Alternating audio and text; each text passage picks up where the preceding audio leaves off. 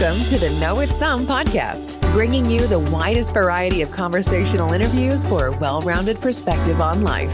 Because while it's true, nobody likes a know-it-all, it's also good to know it's some.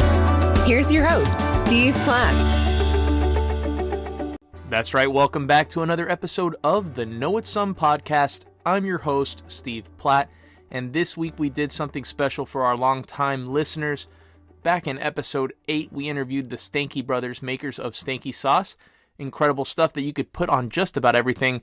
And even though we don't advertise on this program, so many people came up and said, you know, we love that episode. We want more small businesses, more entrepreneurs. Bring us products that we haven't heard of before because we love to hear about it. So Spencer, Paul McDonald, incredible friend of mine, is the owner and founder of Spencer's Jerkin Jerky, which is absolutely incredible. I love it, and they are a sponsor of the main podcast on our podcast network.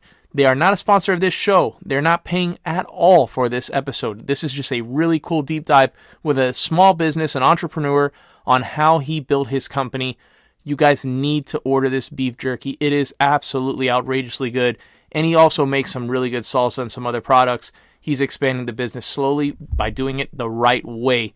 Folks, I cannot say enough about how much I love this stuff. I have gifted it to my brother-in-law for Father's Day. I buy tons of it for myself, for my neighbor. It is incredible stuff. You guys need to check it out. Spencer's Jerkin Jerky. We're going to learn about it right now, how he built this company from the ground up. Really cool story. I cannot be more excited to bring you Spencer Paul McDonald.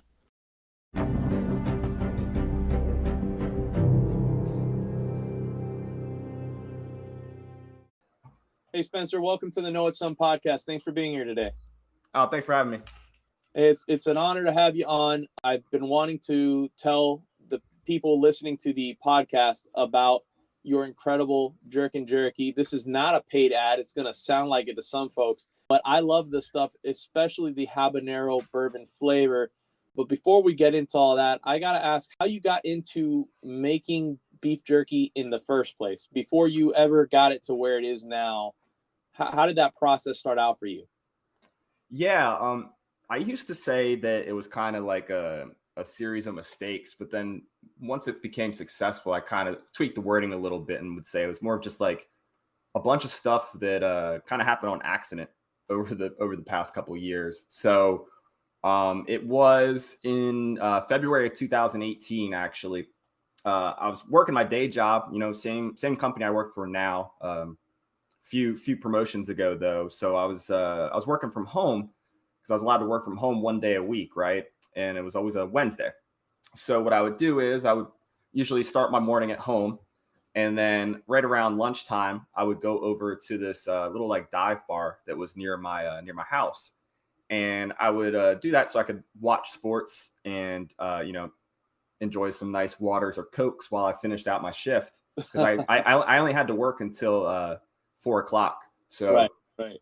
Once 4 o'clock hit, I clock out, close my laptop, order a PBR, and then it was a half price burger day on Wednesdays. So nice. I would do that every Wednesday. And, you know, I was probably doing that for, I don't know, 6 months or so. And then one day I'm sitting there and, you know, there's probably, I don't know, 20 TVs in this place. And one of the TVs that wasn't put on like ESPN or one of the 8 ESPNs, it was an infomercial, right? And it was honestly like the longest infomercial I've ever seen. I honestly think it lasted my whole entire shift that day, or at least my shift while I was at the bar. But it was for a power air fryer oven, right? And this guy's making all kinds of stuff in this thing. You know, this is gonna sound like advertisement for the power air fryer oven, but if you guys haven't checked one of those out, it's like an air fryer meets a toaster oven meets a rotisserie. It can do everything. I've cooked, you know, turkeys in this thing. I've cooked, you know, you can do French fries, you can do roasted peanuts, all kinds of shit, right? So long story short, at some point in the episode, I think it was towards the end of it, he starts making beef jerky in this thing, because it has a dehydrator setting as well as, you know, being an air fryer. And I was like, well, that's really cool. And, you know, beef jerky, you know, the cliche, but the actuality a lot of times is that it's expensive. So I was like, if I can make that at home, that'd be awesome. And it was something like, for 3 easy payments of $40 or something like that. I think it was a little more than that. I think it cost me like $160, but I could do it in payments or whatever. So I ordered the thing. Thought process being, I want to make some beef jerky, but also I can make all that bar food at home and not order it at the bar. Try to save some money that way. You know what I memean? Eat before I go to the bar, because I'm the kind of guy, I'll go to the bar and I'll order food when I get there, and then I'll order food after a couple of drinks again. So Right. I get the thing in a couple of days, and I live next to a grocery store. So the first thing I did was take this recipe book out of it and go over to the grocery store, and I bought basically what was in the recipe, but I subbed out a lot of things where it asked for like garlic salt. I was like, nah, I'm gonna put some real garlic in there. So I kind of tweaked everything, and honestly, just wanted to make myself like the best beef jerky I could. That was the whole thought process. And the recipe called for making 2 pounds of beef jerky, which, I mean, probably sounds like a lot, but if you guys can't visualize that over audio, I filled up a paper lunch bag, like completely, like the brown paper lunch bags. And then, I made it, and I brought it back to that same bar one day. And this was actually a day where I was not working. I was just actually sitting at the bar. So I'm drinking, and I'm just eating beef jerky out of this, brown paper bag that I have sitting on my lap. And there's these guys there playing Golden Tee, the arcade golf game. And they're all wasted. It's probably like 1:00 in the afternoon, but they're wasted because they were already playing actual golf before they got there. So these guys are wasted. They're playing golf, and like in between turns, one of the guys walks over to me, because like we've talked a couple of times, like they're regulars and locals at this dive bar, and he's like, "What the hell are you eating out of that paper bag?" And I'm like, "It's some beef jerky." So I gave him a piece, and I mean, you've seen my jerky relatively recently, but at this time I was buying these pieces of steak that was already sliced, and sometimes they were like 12-inch pieces of beef jerky, so they were huge pieces that I was handing him. So like he's eating it, and then hands some to like some of the people he's with, and then somehow the conversation turns, and he's like, "Where'd you get this stuff?" And I was like, I just made it like earlier, I finished it this morning. And then we start talking about like, how much will it cost for me to make him the same size bag? And I have no idea. So like in between he's playing Golden Tee, I'm trying to like Google on the side, turning my phone away, like how much does beef jerky actually cost? Like trying to figure it out, because I didn't know I didn't know my margins or anything like that. I just went to the grocery store next to my house and bought a bunch of stuff and made 2 pounds of beef jerky. But we landed on I landed on selling them 2 pounds of beef jerky for $50. So the first person to ever try my beef jerky actually was my first customer, which is kind of cool. That's awesome. But even before, like even as that was going on, I also texted one of my buddies, and I told him he had to try some. He's like, "Oh, are you selling it?" And I was like, "I think so." So that was day one, and then within that week and a half of that day, somehow I don't know what happened, but I sold $650 worth of beef jerky, and I really had no idea what in the world I was doing. So that led me to getting the LLC done, and all the different certifications, and figuring out like where do I need to produce this stuff at, and that kind of thing. It all kind of happened really, really quick. Wow. All in a matter of 3 weeks of actually seeing this infomercial. Honestly, probably 4 weeks from that infomercial. You know what I mean? I had the I had the LLC set up and was on my way to figuring out what in the world was going on. Now, what came first? The expansion of flavors? Because you have multiple flavors. All of them are beloved by your customers. I see all the time on Twitter people talking about what their personal favorite is. I mentioned earlier mine being that habanero bourbon. But then, your special release flavors like the Jamaican jerk jerky, people go crazy over. Did that come first, or did it become like this mass production kind of a thing where you're hitting 50 states, shipping to 50 states? Did it grow, or did you expand the variety? Which one came first? It was kind of, I would say that I expanded the menu definitely before it really, really picked up steam, Yeah. Because I like to break it down in kind of like a series of, there's almost like a series of like, it's almost been 4 years now, but I used to break it into 3. And basically like the first year I really had like a Facebook, set up, and Right. my buddy kept telling me, you really need to get on Instagram. You really need to get on Instagram. And then, I set up Instagram, and it honestly wasn't for the first year until I actually made the website. It used to just be people messaging me and paying me over Venmo or Cash App. I learned about Cash App at work, actually, at my day job. So one thing that happened was I had the original flavor. To get back to your actual question, and I'll elaborate on the other stuff later too. But I had the original flavor first. That was the one that I completely tweaked from the recipe book that I got with the actual air fryer oven, right? And I actually brought a bunch of that with me on a trip up to Atlantic City. I grew up right outside Atlantic City, and I used to go up there every year for Atlantic City Beer Festival, right?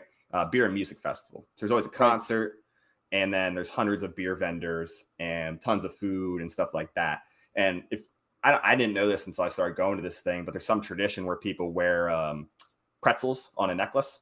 Yeah. And they use that as like their snack, or also like to clean their palate between the hundreds of beers you're going to drink, in the next 3 hours. Yeah. So my idea was, well, I'm going to bring some of my beef jerky with me because the cool thing about going to this for me is I always see like hundreds of friends that I haven't seen since high school and stuff. Like I'll see the most random of people, you know what I mean? So for me, I moved down from Jersey last in 2014, and I've been going to it almost every year that I could. So I was like, I'm going to bring a bunch of beef jerky with me, and when I see my friends, I'll just hand it out. So I have a picture I'll show you later of me like holding up the beef jerky at this thing. But I'm saying all that to get to the point that I ran into this vendor there, and they're called Busy Bees New Jersey, or Busy Bees NJ. But super cool older couple. I'm pretty sure they're retired, and like they have this farm is their main gig. But this guy's awesome. He goes around the country. I've seen him in Africa, just teaching people about like like saving the bees, and like how to save the bees and how to make honey and all this stuff. And yeah. I didn't meet him that day. I met his son, but they had a whole bunch of all natural wildflower honeys there. And I bought a jar of habanero infused wildflower honey, and it was so good. They grow the peppers like organically on their farm, and then they infuse the honey themselves. So wow. I brought that home with me in my suitcase. And after carrying around a jar of honey that whole night, which was funny, I didn't have a bag or anything, but we went to the bar after the beer fest, which was always a questionable idea, but we did it. And I'm like sitting at the bar with this jar of honey on the bar and stuff. But I brought that home with me, and people wanted something a little bit like different, a little bit hotter than my original. My original it's a traditional twist on, beef jerky. It's nothing, nothing too unique about it, other than, how fresh it is, Yeah. So I got home and I started thinking, I'm like, okay, like what can I do with this honey? Like what can I make? And I honestly don't remember how I thought of it. But I decided to do the habanero bourbon idea. And I went to the liquor store, and I'm like, all right, well, I'm not going to use what I drink because I have like a more expensive palate. Nothing super crazy, but Right. I was like, let me buy something that's, cheaper, but I was like, I also don't want to use cheap bourbon. So this was at the same point. At this point now, like I was actually thinking about my customers. I wasn't thinking about myself anymore, about making myself the best beef jerky. I was more so thinking about what my consumer would want. So I've used Jim Beam pretty much ever since then, short of a few times that the liquor store was closed and I had to use something that I had for myself. So there's been a few times that it's been something like Maker's Mark. Yeah, that hasn't happened since I first started, but there was a few times in those first couple of months where it might have been Maker's Mark or a different type of rye or something like that. So, but that's how the second flavor came to be. And then, after that one, I would try to think of new ones. And what I used to do is actually bring it to work. So the job I worked for at the time, I could walk around the call center floor. and I would hand out samples to people and ask them what they thought about it. And a lot of times I would have them try it before I told them what flavor I was trying to come up with. You know what I mean? Because I wanted to see if the name really matched, you know, where I was coming from. So that's where I really got like a lot of my feedback and ideas and how to tweak flavors sometimes. Because there's been some flavors. So like my original flavor has never changed really. The habanero bourbon hasn't really ever changed. The lemon pepper, I made it the same way since day one. But the mandarin jalapeno one I make, that one took lots of tweaking. It probably took 4 or 5 times until it actually tasted like what I was trying to make it taste like. Gotcha. The first time it came out tasting like nachos or chili. It was the weirdest thing. And I was telling people it was mandarin jalapeno, and they're like, I don't understand. But I'm not getting that note. You know, so that one took a little tweaking, but then, you know, over time, I kind of got it down now where, you know, if I want to make a marinade, I can pretty much figure it out spot on, you know, what it's gonna turn out like, you know, because it's kind of crazy. You got to think about sometimes what flavors you lose when you dehydrate something. I learned over the years. Right. Not everything's pull through. Yeah, and that, especially with heat. Heat's the craziest thing. Sometimes you lose it when you're marinating. The marinade will smell super hot, will be super hot, and then you dehydrate it, and it's like, that's a little spicy. So there's a big tweak you got to figure out with, you know, frontal heat, and then like what kicks on the back end too. So, you know, the process starts with you going to the butcher shop, right? And meat there, right? And then tell me a little bit about what sets you apart from buying some Slim Jim at the grocery store. Yeah, for sure. Probably the first thing is, you know, I don't know of any company, especially a beef jerky company to my scale, that is sticking true with the made to order aspect. So what that means is literally at the time of your order on my website, I don't have really anything in my inventory for you. I don't carry inventory. I have spices, you know, and I have, you know, and I have different ingredients for my marinades, but literally what I do is usually about every week, I go to the butcher, and when I'm at the butcher, I actually have a picture of a list of every single person's order.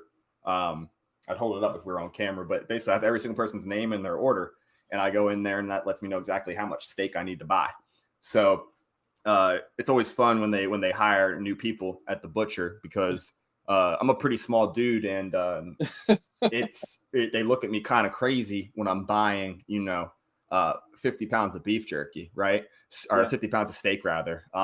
They look at me like I'm a little crazy, and a lot of times they assume I work for a restaurant or something like that, or, you know, half the time I'm wearing like, you know, sweatpants, and sometimes they pick up on it. Half the time I'm wearing my damn logo on my shirt, but, you know, you would think that would be the tip off, but a lot of the butchers know me because I'll bring them jerky back and stuff like that too. You know, I got to get on their good side, but so, you know, once a week I'm buying, you know, 20 to 50 pounds of steak, you know, from the butcher. And then at the same time, that's when I go and buy all my produce. And it's something that I did initially, again, just because I was trying to make myself something that I wanted, you know, and something that I thought would be the best snack I could make. So I was always buying produce just from the local farms, you know. So I stayed true to that too.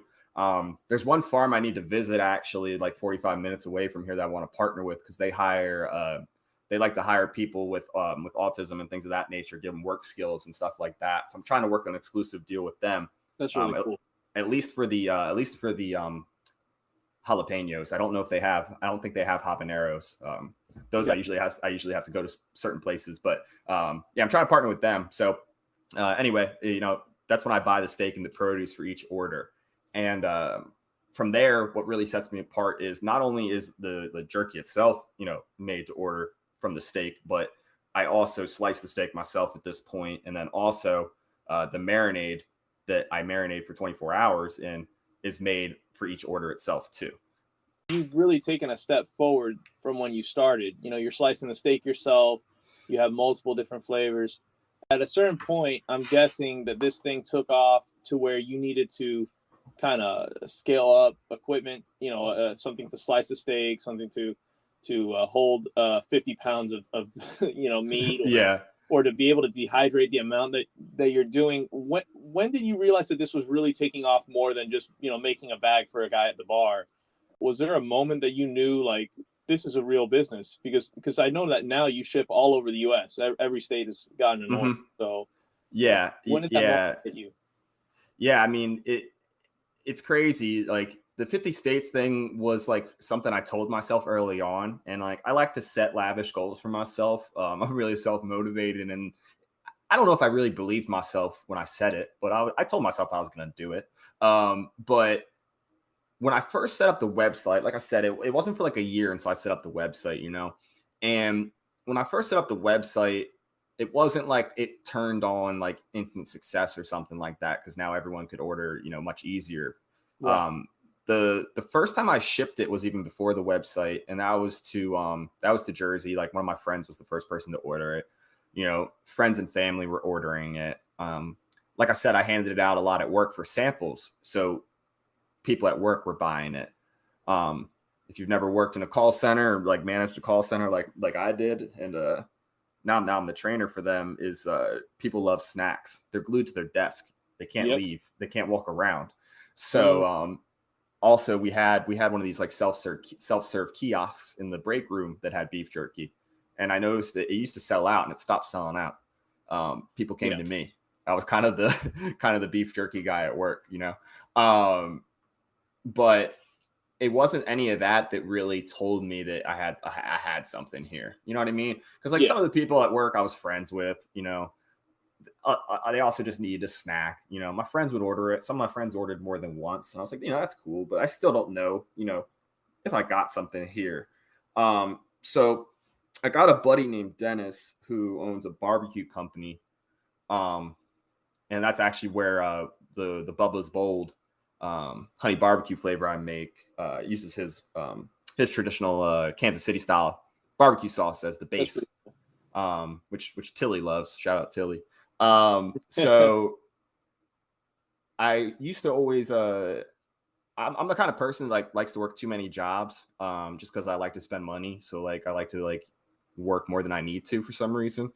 Just kind of how I'm built by nature. So I actually met Dennis at the same bar to tie it all together. One day I was just sitting there drinking, and we'd always seen each other in there, but never really talked. And he was bitching and complaining because he basically had like a call out, because he in his barbecue company, his main thing he does is vend, breweries and stuff around here, breweries, wineries, things of that nature. Because most of the breweries around us don't serve food. So it's huge for vendors, food trucks and barbecue vendors, things like that. So he basically had someone cancel on him, and he had an event like the next day at this brewery. And I turned to him, I was like, I'll do it.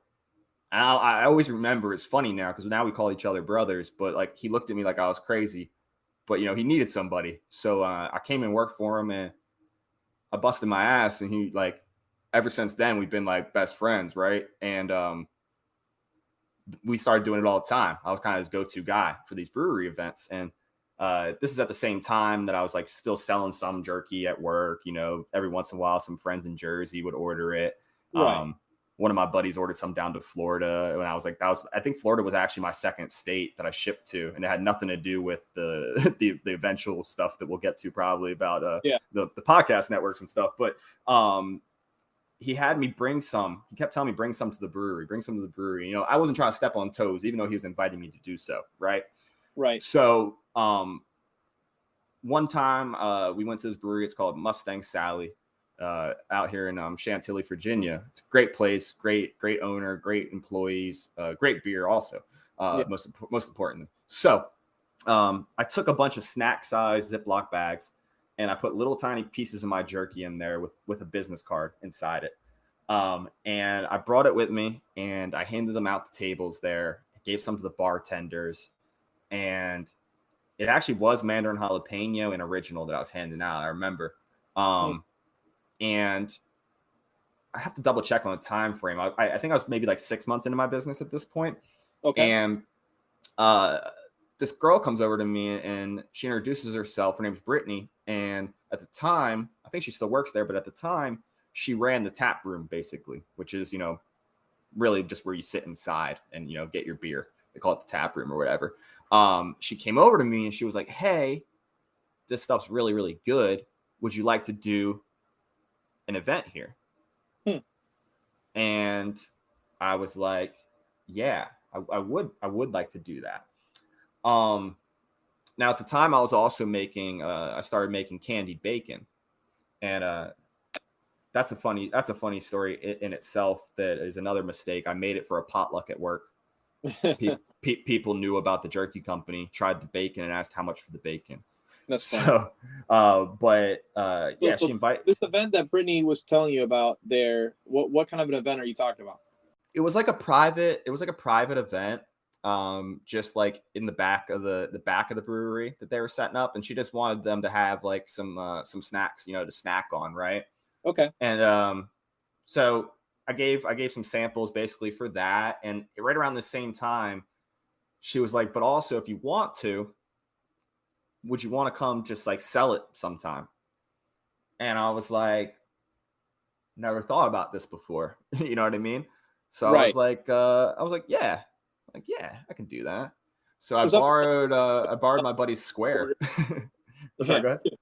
No, I was saying, like, up until that point, like you had done some orders here and there for friends, coworkers, stuff like that, but it wasn't like a huge business at that point. And then she's sitting here going, you want to come in, you want to sell it here, right? Yeah. Like, okay. set up a table basically. Just like on I want to say it was a Saturday, just like on a Saturday, come set up a table. You'll be the one who gives people snacks, you know what I mean, today. Because everyone they didn't have food at the time. Right. So I'm like, okay. Now, but people listen might not know, like I sell all of my jerky, by the pound, right? Yeah. And $25 is a reasonable price for that. But if you're just walking to a random brewery and you see a random guy like me standing there, and $25 is a lot to invest for, a snack, right? Yeah. You're already buying $9-10 beers. So I was like, all right, like, I don't know how much to bring. I know a pound is too much.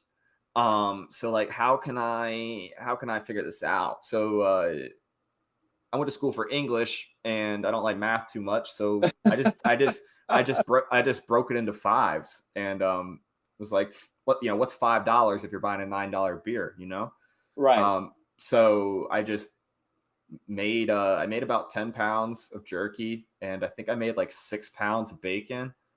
And I was like, you get 3 pieces of bacon for $5. Cause at the time I was selling the pound and a half of, bacon for 25. And then, I just broke a pound into 5 little bags and basically was like, this is $5, and then kept my margins the same. It just made it easier for me to gauge it, because I had no idea what the hell I was doing. You know what I mean? Every step of the way has been like something where I'm like, I have no idea what I'm doing, but let's see what happens. So it took me like a week or a week and a half, I feel like, to make all this stuff at the time. And I rolled up, and at first there was only like 3 people at the brewery, and it was probably like 10 o'clock in the morning. But the first guy to buy jerky came back, and I was like, that's really cool. Yeah, that is pretty cool. and then he came back multiple times throughout the day, and I'm like, okay. The bacon sold out in about 2 or 3 hours. And I made the mistake of having all my signage say beef jerky and bacon. So I had to tell people I was out of bacon for most of the day. Right. But I wasn't expecting that to sell 6 pounds of bacon when I'm only selling it 3 pieces at a time. And when I say pieces, that piece is cut in half also. So it's really like a piece and a half. Right. So I wasn't expecting that at all. And then I also sold out of all the jerky before the day was over, before they were even closed. So I'm sitting there and I'm like, wow, I didn't bring enough stuff. I didn't envision that happening. Like in my head, I'm like 10 pounds of this jerky and, 6 pounds of bacon. That's more than enough. and it wasn't. And you And sold. You know, yeah, at some point you're doing events. It's becoming successful. Your business card's in there, so you're probably getting repeat customers and some word of mouth. Was there a certain point where you realized that things were like taking off to where you're going to need to expand what you have at home, your kitchen capability? yeah, that's really when it started happening, because it kind of they invited me back before I left. Like in the middle of the event, she came over and she said, "We want you to come back." And I can't remember which the first event was, but I ended up doing multiple events with them over the years, and that's when I like really noticed, like, okay, like this is it, like this is actually something, because now I had strangers coming to me and telling me how good it was. You know, they don't have to lie. Not the friends and family do, but you know, there's no reason for this random guy to support me. I mean, maybe they like small business, but you know, so that's really when I was like, okay, I actually have something here, you know. And people have been telling me I did, but like I'm just like, yeah, whatever. Like I'm hard on myself. So that's really like what told me I had something there. And you know, that's when I had to the first expansion I ever made was I ended up having I got up to about 3 or 4 of those power air fryer ovens at one point. And the first one I ever bought, I actually used money from another brewery called Eavesdrop Brewery, which is out here in Virginia. Also, they actually bought 10 pounds of jerky from me. And this was an idea I thought of while sitting there and drinking my my free beer at the brewery, because that's one of the great things about vending at a brewery. If you guys aren't aware, the brewery gives you free beer the whole day. So so I'm sitting there one day drinking the beer, and I went, how can I partner with this brewery better? You know, how can I make, like, I see the same people coming to this brewery every time I go. Like I would see their regulars. They would come every Saturday. I'm like, how can I tie it all together? And it came to me one day, and I was like, what if I infuse a flavor with their beer? Mm-hmm. So I lobbed that idea at them, and it was pretty funny because I went there one day to pick up the beer. This was the first time I was going to try to do it. Yeah. And I go up to the bartender, and he's like, that beer's not out yet. And I'm like, I know. But they said I could probably come in and get a growler or something like that. I'm making a flavor for you guys of beef jerky. I never met this guy. And he's like, I would just fill the growler for you and all, but it's not even on draft yet. Like I don't have the capability. I would have to, like, he basically was telling me, like, I would have to go, like, put the growler in the barrel, or I don't know the technical term for the big metal silo thing full of beer, but he was like, I'd have to go basically put it in there. And I'm like, he was kind of joking, but I'm like, okay. And I asked him if Brittany was there. I was like, is Brittany here? Because, like, she told me I could come today and pick up this beer. I was on my lunch break, by the way.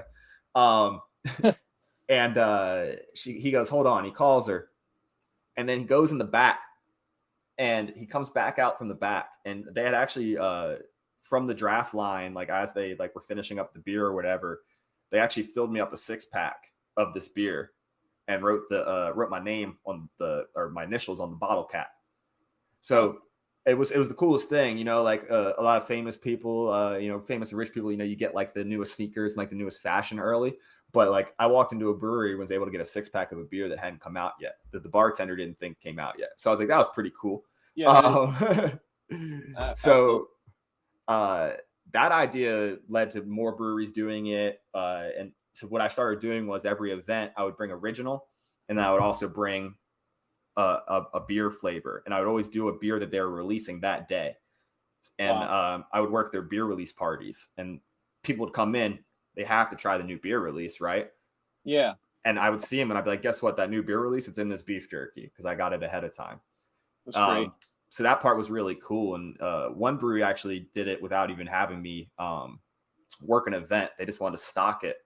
And I used their beer to make this lemon infused jerky. And they basically, you could pay $10 and they would give you a pour of the beer and then a bag of the jerky. It was like one piece of the jerky. Wow. But I took that check from that order. It was 10 pounds. And that's when I invested in more air fryers at the time. years later, I eventually found out that those air fryers weren't going to cut it because I could only cook like 3 pounds in there at a time. And now I'm at a point where with my dehydrators I can cook about 30 pounds at a time. I partnered with a lot of other breweries over the years, and the most recent one I partnered with was called Crooked Run. Now they're called Crooked Run Fermentation because they make wine and cider, not ciders, but seltzers, like White Claw type stuff, but more fruity as well. And it wasn't until I partnered with them that I found out from the Department of Agriculture that I can't be a wholesaler until I get into a facility.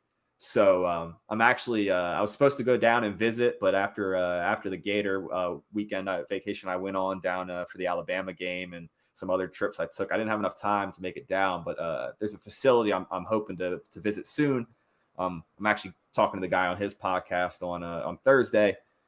He has a commercial dehydrator. It's so big you can walk inside it. And we're hoping to partner up. And if I partner up with him, I'll be able to start being on the shelves and things of that nature. Whereas now I can only do direct to consumer, and I got to rent out commercial kitchen space to produce everything. But as soon as I'm able to get into a facility, have someone else take over manufacturing, then I can get my my FDA stamp and see me at Wawa and Publix. We're excited about it. Honestly, it's been really cool to be a small part of the journey as one of the earlier customers before you're on shelves in every grocery store across the nation. I've bought it from time to time for a treat for myself. I've gotten it as a, Father's Day gift for my brother-in-law. Christmas is coming up. A lot of people are going to be stocking stuff in with that. But, you mentioned call center being stuck at work all day and wanting something to snack on. A lot of people are going back to work from the work from home environment. I know I'm going back to my company's home office in January, right? And so I'll probably have a reoccurring order set up with you guys.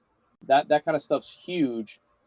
But you're not just making incredible beef jerky. You've also branched into other things. You've done some salsa. You've done a number of really cool things. You mentioned the candy bacon. One thing I wanted to ask you about is how much of an innovator you are.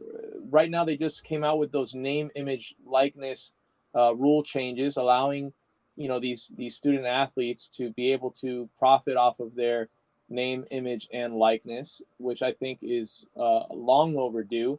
You jumped right in. You made quite a splash, actually, in that. I don't know that all the listeners are familiar with what you did, but if you don't mind sharing how you ended up getting involved with some athletes there at the University of Florida. Yeah, it's really crazy. I would say that, I'm trying to think of how it even started. I mean, it all kind of started really because I accidentally found Gator Twitter. And I accidentally found that through a UVA fan, believe it or not, of all things. And it's really bizarre. He was actually just on the roll up this week. My buddy DJ. Through him, I accidentally found Silk, and through there I started working for Stadium and Gale. And so that really increased my followers from Gainesville, or just from Gator Nation all over the country, right? Yep. And for that reason, I was seeing all this stuff coming up, and I being part of the network, I was probably more listening about the NIL stuff than I would have otherwise. And it honestly was another thing, just like the bacon, just like the salsa, even it really was not entirely on purpose or completely planned out. So trying to think here how many days there are in June. I'm pretty sure there's like 31 of them, right? It was the last day of June. No, there's only 30. There's 30. So it was the 30th then. It was the 30th of June. And it was right before I went to bed. I tweeted something like, oh, so I can sign an official Jerk and Jerky athlete tomorrow, right? And I was kidding. Right. And I keep telling people this story when I run into them in person, and people ask me about it. People were asking me about it in Gainesville at some of the tailgates I stopped by and stuff like that. And I feel bad because I forget who it was that said it, but somebody replied and was like, you need to sign Desmond Watson. And he said, big meat. And for those of you guys who maybe have never heard of the roll up or don't know about my sponsorship on the life coach segment over there, from day one, I made my promo code for them big meat because of, Corey always saying big Kush on there. I was like, I wanted something that people would remember. Yep. And it was kind of funny to me, So at the end of the day, I'm always trying to entertain myself a little bit. So I made it big meat. And, this person replied to that tweet about the NIL going effective on July 1st, which it did in the state of Florida. And I was like, that's funny. And I went to bed. And it wasn't until like 4:30 in the afternoon the next day that I remembered this conversation. It slipped my mind, through the workday at the office. And then I mocked up a quick t-shirt that said big meat on the front, and it was a black shirt. And then the big meat was in orange and blue. And then I put Watson on the back and the number 21. And I tweeted it out just to like see what he would say. I forget which one it was. One news outlet jumped on it a little bit too early and retweeted it as if something had actually happened. Nothing had happened. Yeah, before I even talked to Des. And but I was dead serious when I made the tweet of the edit of the shirt. Like I was dead serious at that point. The night before I was joking, but at this point, like around 4:30 the next day on July 1st, dead serious. So people are jumping at the tweet. People think it's a joke. The one news outlet thought it was real. And I get a DM and I look and it's from Desmond. He sent me a message and he said, basically he just said, are you all serious? If you are, I'm down. Huh. And I was like, I'm dead serious. And within about an hour of us going back and forth, talking some different details, what kind of ideas do I have, things like that. I remade the shirt and like actually spent some time on it, perfected it. And we dropped it, I think before 6 or 6:30 that day on July 1st. So like it really all happened in a matter of like 2 hours. If you want to look at it from the first tweet, a little under 24 hours from like a joke to being dead serious to people ordering the shirts. The cool thing is he profits 100% off of those. So yeah, and so for the listeners that are unfamiliar, because I got folks listening from all over, not just all over the U.S. but all over the world. Spencer has been working with one of our network affiliates here on the podcast network that we're a part of on the Roll Up Network. He's been working with Stadium and Gale for a very long time, doing a lot of things for them, and then he also advertises on the show. The Big Meat promo code has been out there for quite some time. Desmond Watson is a lineman for the University of Florida who is somewhere around 400 pounds. Do I have that right? He's a massive man. And from what I hear, from folks that know him, because I'm not really in the know, folks that know him say he's just a really, really great guy. It's been like to partner with him, the true big meat on the pause, but on the Florida defense. What is he like? Yeah, he's great. I get messages all the time. So like when people order off my website, I didn't always have this, but I found it one day, a setting to like add notes on your order. So it's not, people write Go Gators all the time. People write big meat in there. But what's been the coolest was people writing notes about Desmond when they order. And a lot of times I copy and paste those and I send them over to him. But there's so many notes that people write just saying how great of a kid he is. And, I've gotten orders from like all of his, like his coaches from like I don't know if it went back as far as Pee Wee, but I've sent him a few different messages and Des will let me know like at what point they coached him and stuff like that. So he's a great kid. He's very he doesn't say a whole lot, but he's like the nicest kid ever. And it's been really cool because I was an athlete in college for a little while. I ran cross country and track. I wasn't big enough to play football. I could have maybe played slot or something like that, but I probably would have got killed. So I'm more built for like curling or something. I don't know, like Yeah, I was a distance guy. I ran the mile, and I went as low as the 800. I was fast. I ran like a 201 in the 800.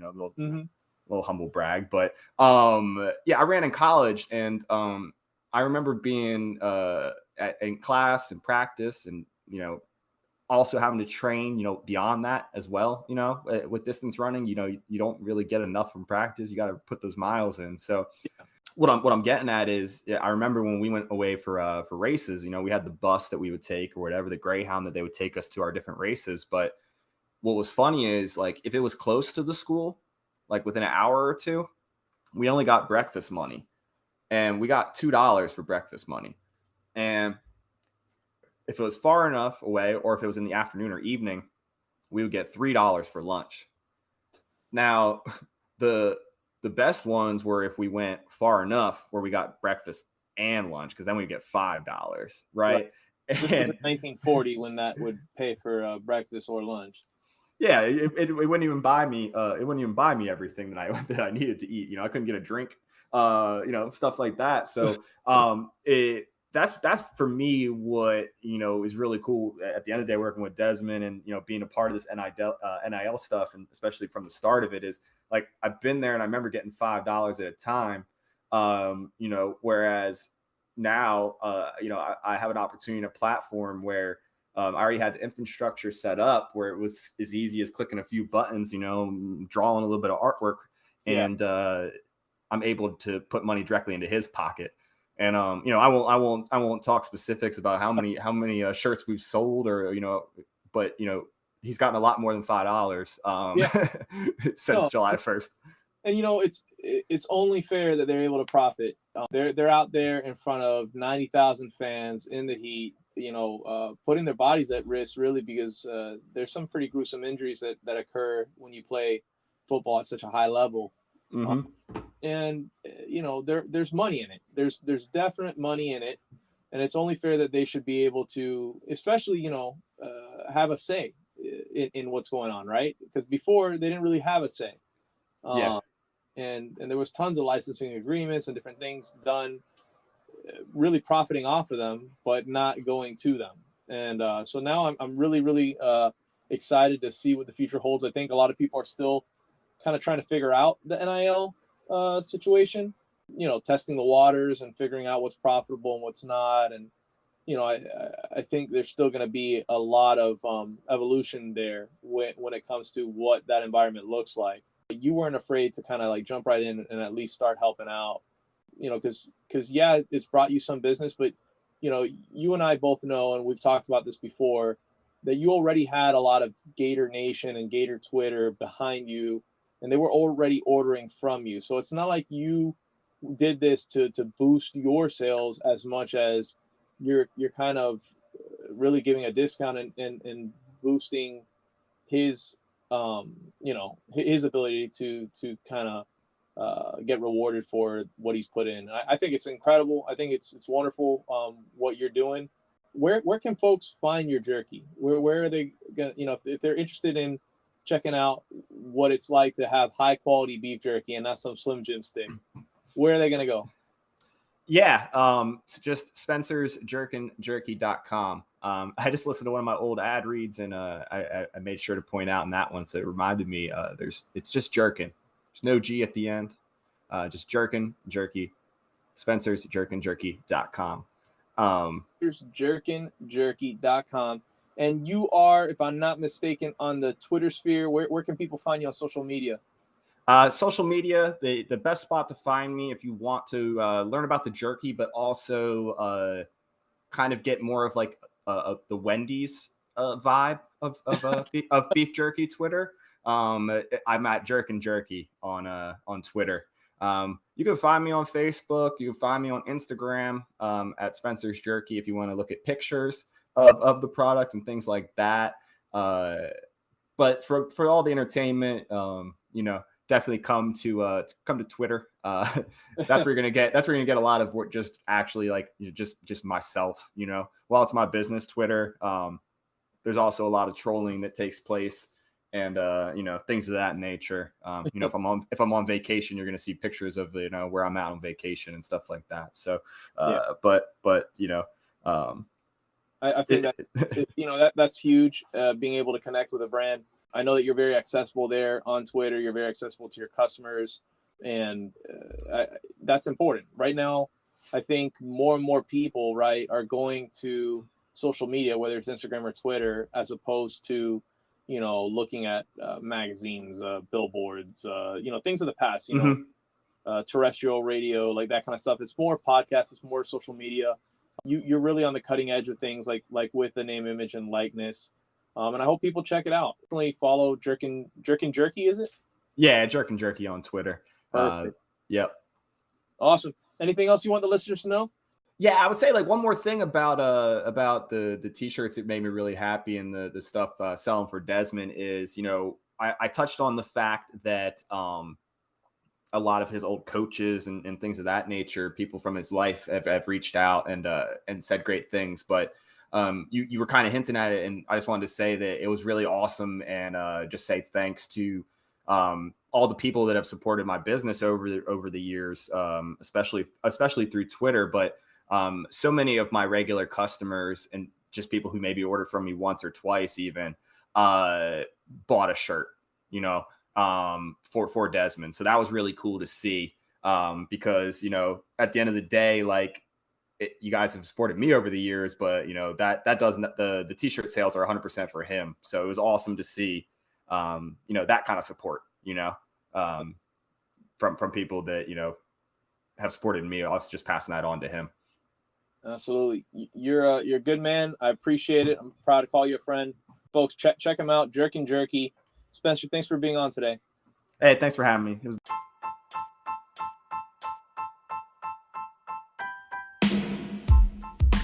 And that'll do it for another episode of the Know It Some podcast. Thanks again to Spencer for coming on and telling us about his company. I had a lot of fun, learned a lot about the company that I'm so very happy to be ordering from all the time. Folks, if you have not done so already, please head on over to Apple, iTunes, or you could do so at Podchaser. Leave us a 5-star ranking and review. That is the very best way to support the show, and it enables us to bring you interesting guests each and every week. Another great way to support the show would be to follow us on your favorite social media platform and like and share our posts with your friends. We are all over social media at Know It Some Pod. That's Know It Some Pod on Twitter, TikTok, Instagram, YouTube, you name it. We are there at Know It Some Pod, and you could always send us your feedback by sending us a message there or emailing us. Our address is knowitsomepod@gmail.com. Folks, thanks so much for listening, and we will see you next week.